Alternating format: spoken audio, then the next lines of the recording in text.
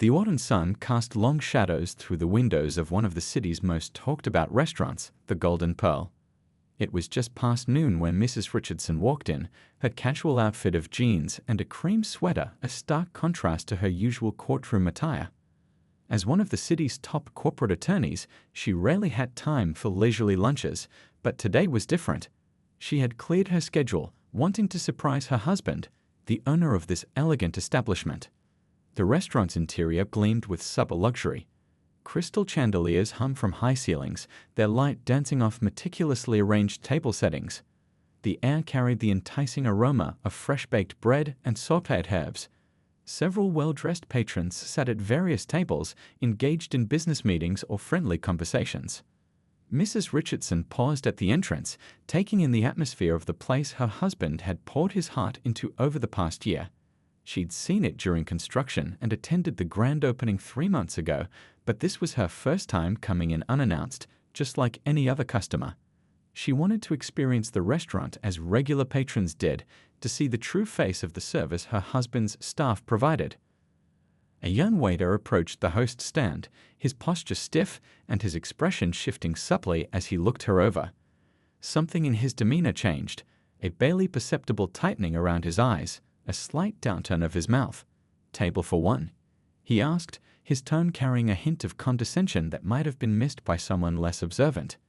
"Yes, please," Mrs. Richardson replied warmly, choosing to ignore his tone. She'd faced similar treatment before and had learned that maintaining her dignity often spoke louder than any immediate reaction. The waiter led her through the restaurant, walking briskly past several empty tables with excellent views of the garden. Instead, he directed her to a small table tucked away near the kitchen entrance, where the constant swing of doors and bustling of staff would make for a less than peaceful dining experience. "Here you are," he said curtly, practically dropping the menu on the table. "Someone will be with you shortly." He turned and walked away before she could respond, already greeting another group of customers with notably more enthusiasm. Mrs. Richardson settled into her seat, smoothing her napkin across her lap as she observed the difference in treatment. At a nearby table, the same waiter was all smiles, pulling out chairs and making wine recommendations for a group of business executives. The contrast was striking but not surprising. She'd experienced this kind of prejudice throughout her career, even after becoming one of the city's most respected attorneys. She opened the menu, already familiar with its contents but playing the role of a first-time customer. The waiter had failed to fill her water glass or mention the day's specials, courtesies she could see being extended to other tables. Several minutes passed, and while other newly seated customers had already placed their orders, she sat there, seemingly invisible to the staff. Finally, after what felt like an eternity, the waiter returned to her table, his notepad held almost like a shield. "Are you ready to order?" he asked, his tone suggesting he'd rather be anywhere else. "Perhaps you'd like to start with something from our more affordable selections."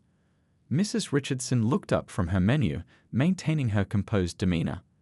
"Actually," she said with a warm smile that didn't quite reach her eyes, "I'd love to start with a bottle of the 1982 Chateau Lafite Rothschild."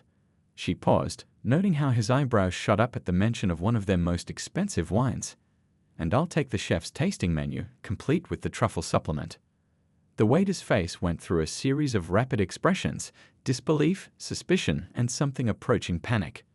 "Ma'am," he began, emphasizing the word in a way that made it sound more like an insult, "perhaps I should mention that the wine alone is priced at—" Mrs. Richardson held up her hand gently, interrupting his attempted warning.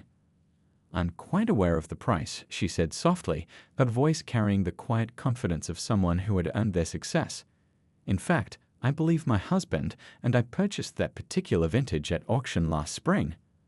The story continues from here, leading into the upcoming revelation that she's the owner's wife.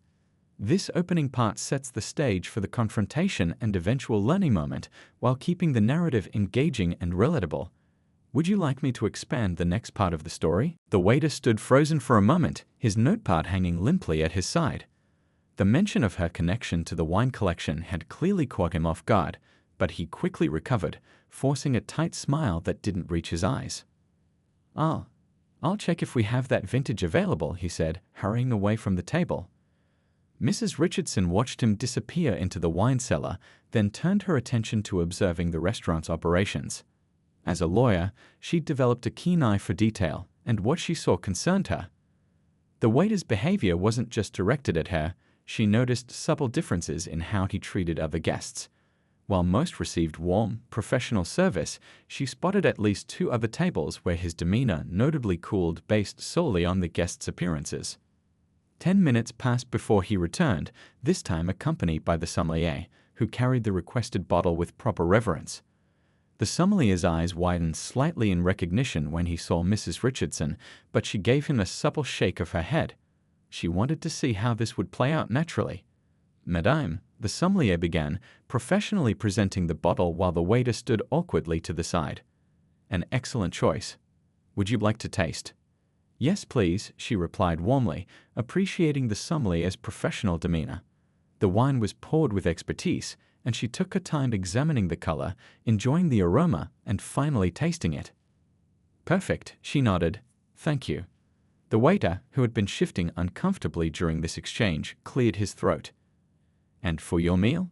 His tone had shifted slightly, less overtly condescending, but now tinged with uncertainty. Mrs. Richardson ordered the full tasting menu, complete with all the supplements. With each high-end item she requested, the waiter's discomfort seemed to grow. His previous assumptions were being challenged, but rather than adjusting his attitude, he seemed to become more defensive. As she waited for her first course, she noticed him huddled with other staff members, casting furtive glances in her direction. She could only imagine the conversation, probably questioning how someone who looked like her could afford such an expensive meal, maybe even suggesting they should check her credit card before serving the food. The first few courses arrived, each presented by a different server, while her assigned waiter seemed to be avoiding her table. The food was excellent. Her husband's executive chef was truly talented, but the experience was marred by the underlying tension. Other diners had begun to notice the strange service pattern, with some throwing sympathetic glances her way. Things came to a head when she requested a second bottle of wine. The waiter approached her table, this time with an almost confrontational stance. "Ma'am," he said, emphasizing the word in a way that made it sound like an insult, "we'll need to verify your payment method before continuing with any additional, expensive items." The restaurant fell quiet. Several nearby diners stopped mid-conversation, shocked by the waiter's brazen display of prejudice. Mrs. Richardson sat perfectly still, her face composed but her eyes reflecting a mixture of sadness and determination. 20 years of practicing law had taught her how to handle moments like these with grace. "Is this standard practice?" she asked calmly, her voice carrying across the now silent dining room. "Do you verify payment methods for all your guests who order multiple bottles of wine, or am I receiving special treatment today?" The waiter's face flushed red. "It's just, we need to be certain." "Certain of what exactly?" she pressed, her voice remaining steady. "Please, explain to everyone here what exactly you need to be certain about." Other staff members had started gathering at the edges of the dining room, watching the scene unfold. Among them, a tall man in an impeccably tailored suit appeared, his expression darkening as he took in the situation. The restaurant's owner, her husband, had emerged from his office. The waiter, still trying to justify his actions, continued, "We have procedures for unusual situations." "Define unusual," Mrs. Richardson said, her lawyer's instincts taking over. "I'm curious to hear exactly what makes my presence here today unusual in your view." The waiter opened his mouth to respond, but no words came out. The owner was now walking purposefully toward their table, and the atmosphere in the restaurant had become electric with tension. The story that had been building all afternoon was about to reach its climax, and everyone in the room could feel it. Looking around, Mrs. Richardson could see phones being quietly lowered. People had been recording the interaction. This wasn't what she planned when she decided to surprise her husband for lunch, but perhaps it was necessary. Sometimes the most powerful lessons came from unexpected moments like these. The owner's footsteps echoed across the hushed dining room as he approached the table. His familiar face, usually warm and welcoming, now carried an expression of controlled anger. The waiter's complexion had shifted from red to pale as he watched his boss approach, finally sensing that something was terribly wrong. "Is there a problem here?" the owner asked, his voice level but carrying an edge that made several nearby diners sit up straighter. His eyes moved between his wife and the waiter, though he maintained a professional distance, playing his part in the scene unfolding before them. The waiter, still unaware of the true situation, saw this as an opportunity to justify his actions. "Sir, I was just following procedure with this customer," he stammered, gesturing vaguely toward Mrs. Richardson. "Given the unusual orders and the expense involved." "Unusual orders?" the owner repeated, raising an eyebrow. "I wasn't aware we had different procedures for guests based on their choice of wine or food. Please enlighten me about these procedures." The waiter shifted uncomfortably, his shoes squeaking against the polished floor.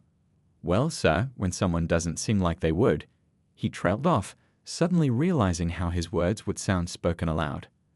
"Doesn't seem like they would what?" The owner pressed, his voice carrying across the silent restaurant. "Please finish that thought. I'm very interested in hearing exactly what assumptions you've been making about our guests." Mrs. Richardson watched the interaction with measured calm, noting how other staff members had gathered at the periphery of the dining room, their faces showing a mixture of concern and embarrassment. Some had worked with her during the restaurant's planning stages but remained silent, understanding that this moment needed to play out. The waiter looked around desperately, perhaps hoping for support from his colleagues. Finding none, he tried to backpedal. "Sir, I was just trying to protect the restaurant's interests." "Our interests?" The owner's voice rose slightly. "Let me tell you about our interests.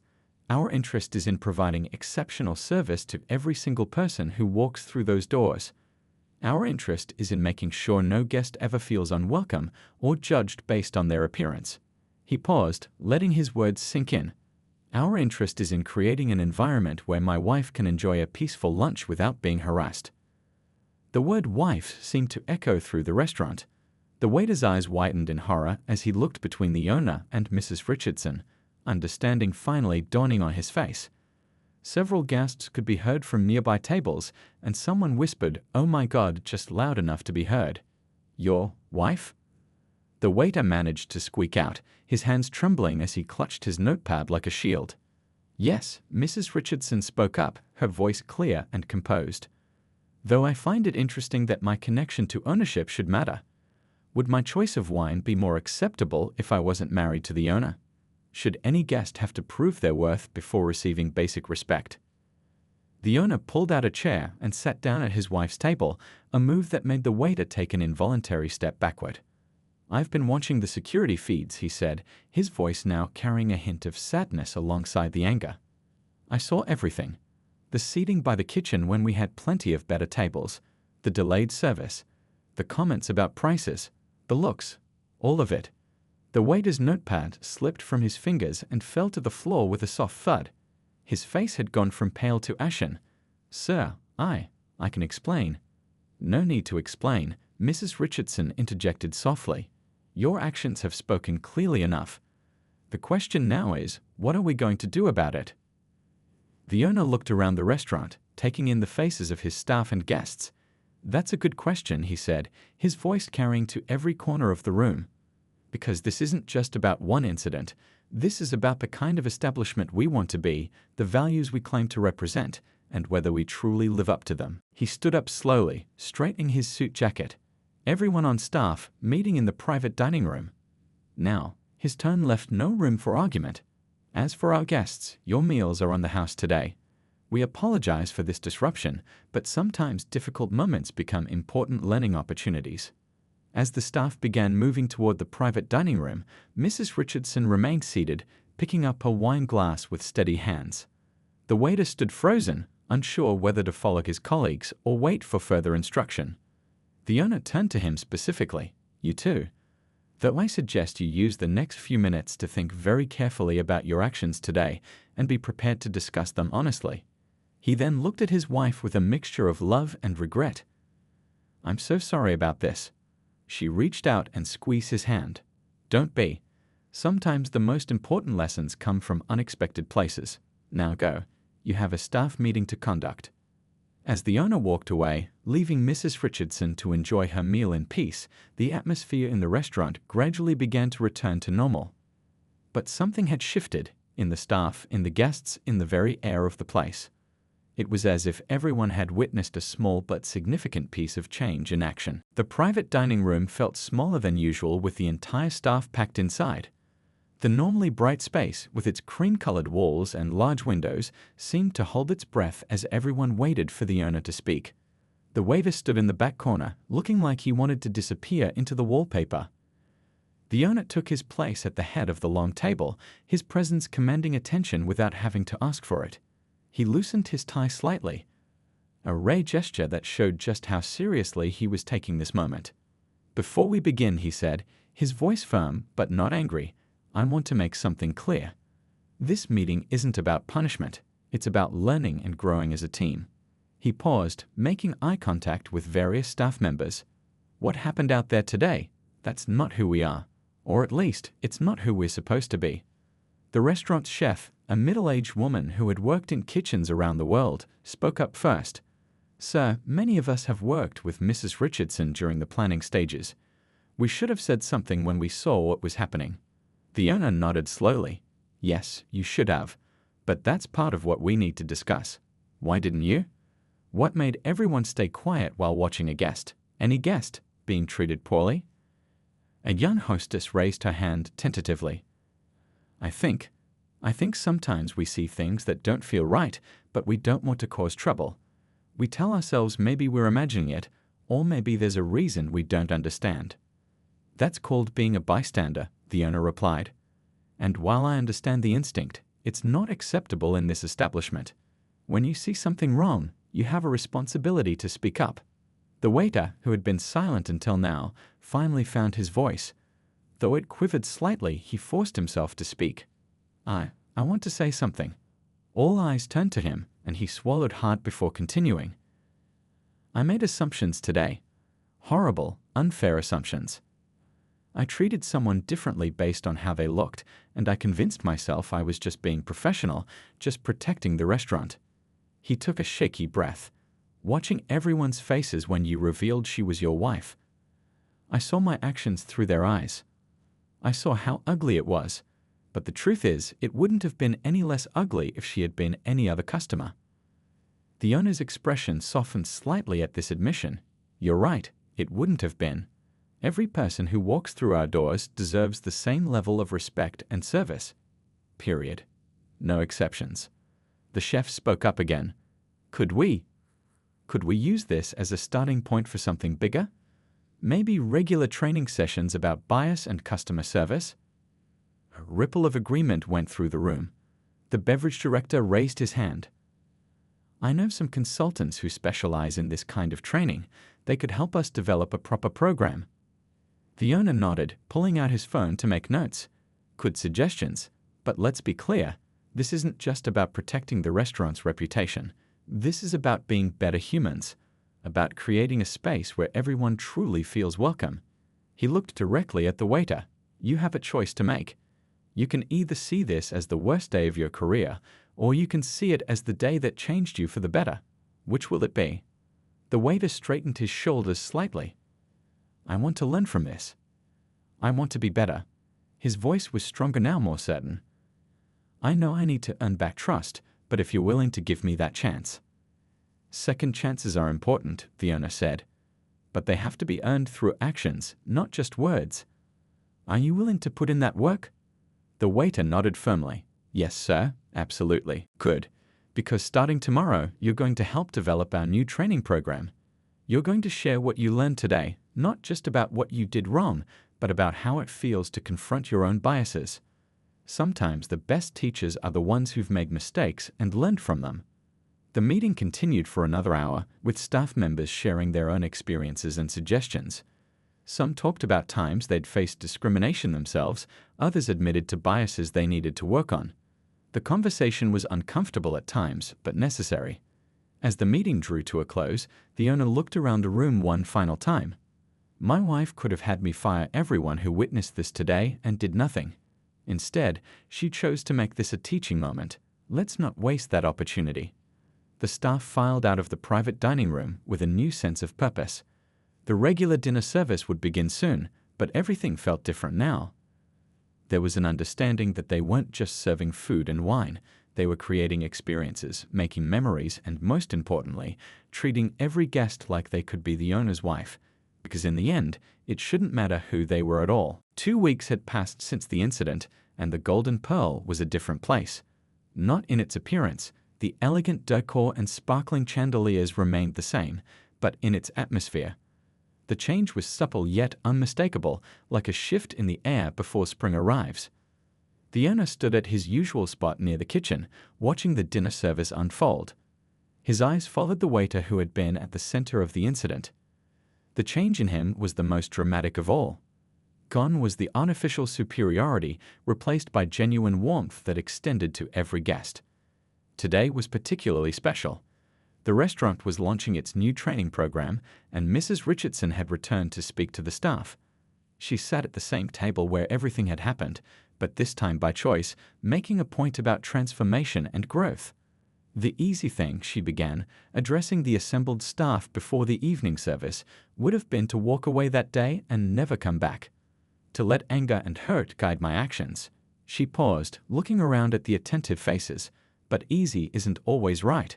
Sometimes the hardest path leads to the most important changes. The waiter, who now helped lead the sensitivity training sessions, stood near the back, his posture different from 2 weeks ago, humble but not defeated, confident but not arrogant. When Mrs. Richardson gestured for him to come forward, he did so without hesitation. "Would you like to share what you've learned?" she asked, her voice encouraging. He took a deep breath, facing his colleagues. "I thought I knew what good service meant," he began. "I thought it was about fancy wine knowledge and proper etiquette. But I had it all wrong. Real service, excellent service, starts with seeing the humanity in every single person who walks through those doors." The owner watched with pride as the waiter continued. "These past 2 weeks, I've served people from all walks of life. I've heard their stories, shared their celebrations, helped create their memories. And you know what? Every single interaction taught me something new about my own biases, my own preconceptions." A young server raised her hand. "How do you handle it when you catch yourself making assumptions now?" The waiter smiled slightly. "I stop. I breathe. I remind myself of that day, and then I make a conscious choice to start fresh with that guest. It's not about pretending we don't have biases. It's about recognizing them and choosing to act differently." Mrs. Richardson nodded approvingly. "That's exactly right. Change isn't about perfection, it's about progress. Every day, every interaction is a chance to do better than the day before." The owner stepped forward to join the discussion.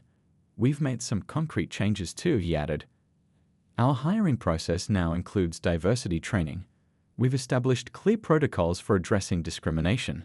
But most importantly, we've created an environment where speaking up isn't just allowed, it's expected." He gestured around the restaurant. "Look at our walls. We've added art from local artists of different backgrounds. Our menu now celebrates diverse culinary influences. These aren't just decorative changes.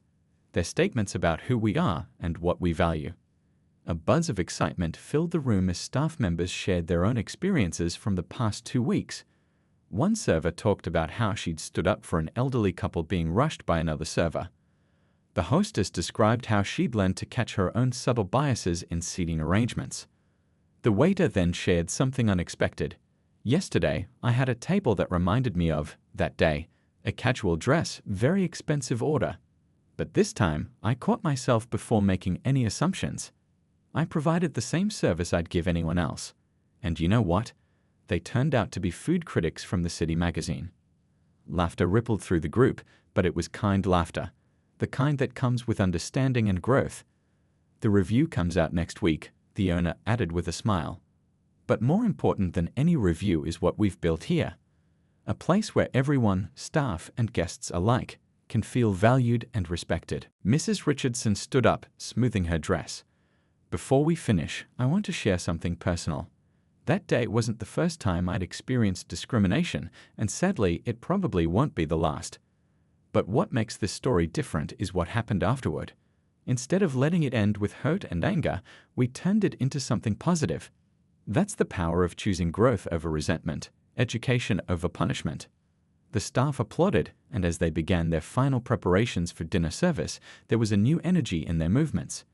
The incident that could have torn them apart had instead brought them together, making them stronger and more conscious of their actions. The owner walked over to his wife, taking her hand.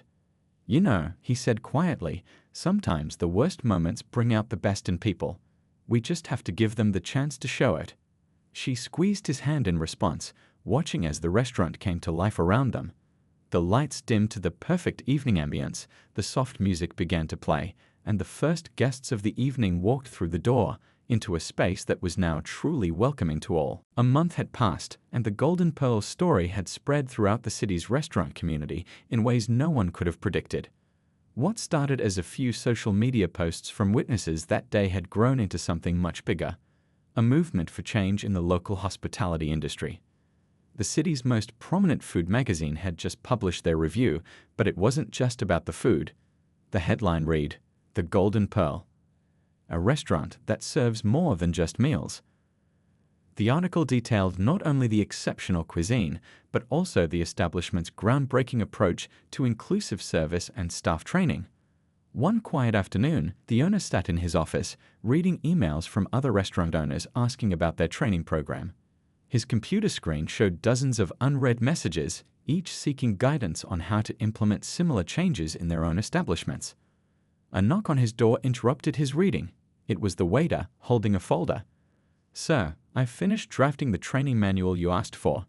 Would you like to review it?" The owner gestured to a chair. "Of course. How are you feeling about everything?" The waiter sat down, placing the folder on the desk. "Honestly, it's been life-changing. Yesterday, I had dinner with my family and caught myself noticing how the server at another restaurant treated different tables differently. I spoke to the manager about it, politely of course. It felt good to be on the right side of that conversation." The owner nodded, opening the folder. Inside was a comprehensive guide titled "Beyond Service: Creating an Inclusive Restaurant Environment." The waiter had transformed his experience into a teaching tool, complete with real-world examples and practical solutions. "This is impressive," the owner said, flipping through the pages. "You've included scenarios I hadn't even thought of." "That's because I've been paying attention," the waiter replied. "Really paying attention for the first time in my career. Did you know we had a guest last week who was deaf?" The old me would have been impatient, maybe even annoyed. Instead, we worked together to make sure she had an amazing dining experience. She left us a note saying it was the first time she'd felt truly welcomed at a fine dining restaurant. Their conversation was interrupted by another knock. Mrs. Richardson entered, holding a newspaper. "Have you seen this?" she asked, placing it on the desk. The local paper had run a feature story about how one incident at the Golden Pearl had sparked a citywide conversation about discrimination in the service industry. The article mentioned how other restaurants had begun sending their staff to observe the Golden Pearl's service standards. Some had even hired diversity consultants after hearing about what happened. The incident that could have been a PR nightmare had instead become a catalyst for positive change. "We're hosting that workshop tomorrow, right?" the waiter asked, checking his calendar. Several other restaurants had asked to send their staff for training, and the Golden Pearl had agreed to host monthly workshops. "Yes," Mrs. Richardson confirmed. "We're expecting representatives from 15 different restaurants. And guess who's leading the first session?" The waiter looked surprised. "Me, but are you sure?" "Who better?" the owner replied. "You've lived this transformation. Your story is powerful because it's real. You can speak about change from personal experience." A young server poked her head into the office. "Sorry to interrupt, but there's someone here who'd like to speak with you all. She says she's from the City Restaurant Association." They moved to the main dining room, where a well-dressed woman waited. She introduced herself as the association's director and got straight to the point. "We've been watching what you've done here," she said. "The training program, the changes, the impact it's having. We'd like to make it standard for all member restaurants in the city." The owner exchanged glances with his wife and the waiter.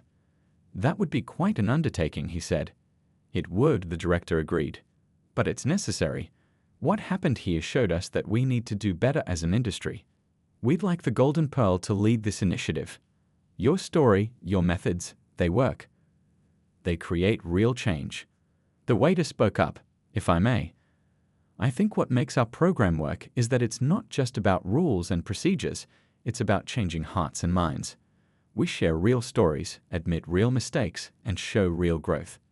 Mrs. Richardson smiled. He's right. This isn't about checking boxes or avoiding bad publicity. It's about creating genuine understanding and empathy. The director nodded enthusiastically. Exactly. That's why we want your help. We're planning a citywide hospitality conference, and we'd like you to be the keynote speakers. All of you. The owner, Mrs. Richardson, and especially you, she said, turning to the waiter. Your story of transformation could inspire thousands. As they discussed the details, regular customers began arriving for dinner service. The restaurant came alive with the usual evening buzz, but now there was something special in the air. A sense that they weren't just running a restaurant, they were part of something bigger. The waiter excused himself to begin his shift, and as he walked through the dining room, he moved with a new purpose. Each table he approached was an opportunity to prove that change was possible, that one moment of confronting our biases could lead to a lifetime of better choices. 6 months had passed since that fateful afternoon at the Golden Pearl. The restaurant's main dining room was packed, but not for regular dinner service. Instead, it had been transformed into an event space for the city's first inclusive hospitality awards ceremony.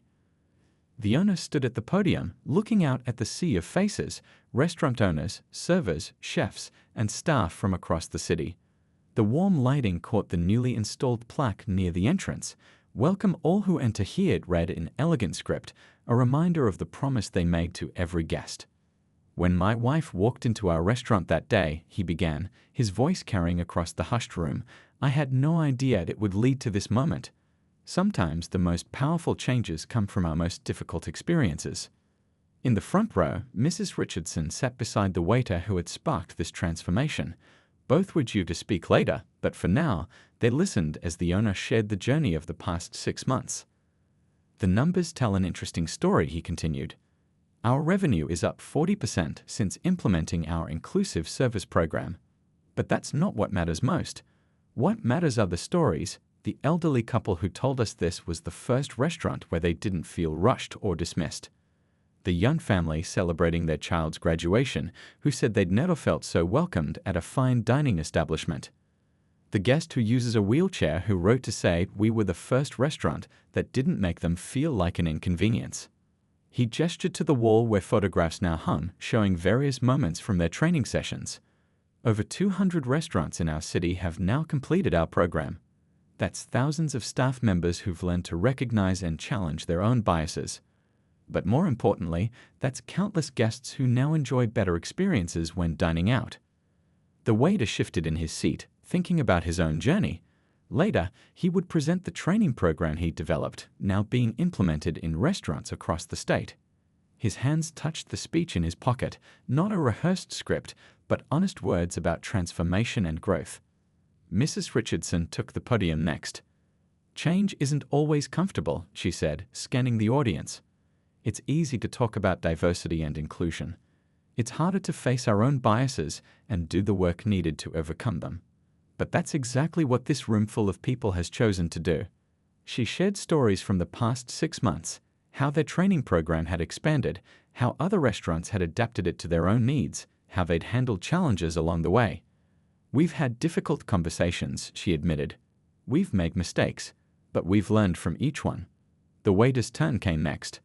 As he walked to the podium, he passed tables filled with familiar faces, staff members from other restaurants he'd trained, regular guests who'd watched his transformation, even some who'd been there on that pivotal day. 6 months ago, I was the problem, he began honestly. Today, I'm part of the solution. That change didn't happen overnight, and it wasn't always easy. But standing here now, I can tell you it was worth every uncomfortable moment, every hard conversation, every time I had to catch myself and choose to do better. He pulled out a letter from his pocket. This came in last week. It's from a guest I served recently, someone who, 6 months ago, I might have judged unfairly. They wrote about how their anniversary dinner was perfect, not just because of the food, but because they felt truly seen and respected. The ceremony continued with awards being presented to restaurants that had shown exceptional commitment to inclusive service. The Golden Pearl received special recognition, not for their food or ambience, but for starting a movement that had changed the city's dining culture. As the evening wound down, the owner, his wife, and the waiter stood together near the entrance. They watched as restaurant staff from across the city mingled, shared stories, and made plans for future improvements. "You know what's amazing?" the waiter said, looking around. "This isn't the end of something, it's just the beginning." Mrs. Richardson smiled. "That's exactly right. Every new staff member who goes through training, every guest who has a positive experience, every restaurant that joins the program, it all creates ripples that keep spreading." The owner nodded, putting his arm around his wife. "And to think, it all started because you decided to have lunch that day." "No," she corrected gently. "It started because we all chose to turn a negative moment into an opportunity for change. That's the real story here, not what happened to me, but what we all did about it." As guests began to leave, many stopped to shake hands, share stories, or express gratitude. The waiter stood at the door, thanking people as they left, a final act of service for the evening. But now his smile was genuine, his welcome sincere, his respect for each person absolute.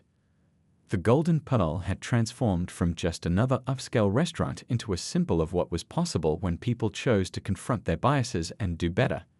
Its story had become a testament to the power of turning difficult moments into opportunities for growth, proving that sometimes the most meaningful changes start with a single moment of truth.